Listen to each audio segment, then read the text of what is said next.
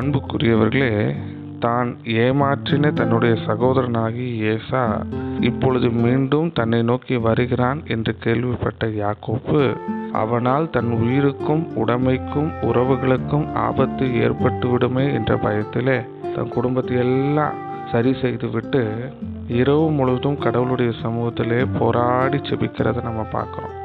கடவுள் அந்த ஜெபத்தின் வழியாக அவனுக்கு ஒரு புதிய நாமம், இஸ்ரவேல் என்கிற ஒரு புதிய நாமத்தை கொடுத்தது மாத்திரமல்ல, அடுத்த நாள் அந்த சகோதரனோடு கூட மீண்டும் ஒப்புரவாகும்படியான ஒரு சூழ்நிலையும் கடவுள் ஏற்படுத்தி தருகிறார்.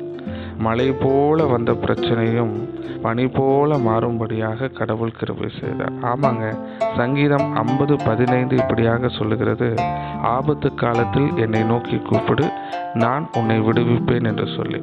நமக்கு ஆபத்து வரும் பொழுது நாம் உட்கார்ந்து இந்த பிரச்சனையை எப்படி ஃபேஸ் பண்ணலாம், யாரிடத்துல போகலாம், இப்படி செஞ்சால் சரியாக இருக்குமா, அப்படி செஞ்சால் சரியாக இருக்குமான்னு அதை நினைத்து கவலைப்பட்டு நாம் நேரத்தை வீணடித்து கொண்டு சரீர சுகபலத்தையும் வீணடித்து கொண்டு இருக்காதபடிக்கு கடவுளுடைய சமூகத்திலே அமர்ந்து அவரை நோக்கி நாம் கூப்பிடும் பொழுது அவர் நமக்காக யுத்தம் செய்து நம்முடைய பிரச்சனைகள் எல்லாவற்றிலிருந்தும் நம்மை விடுவிக்கிறவராய் இருக்கிறார்.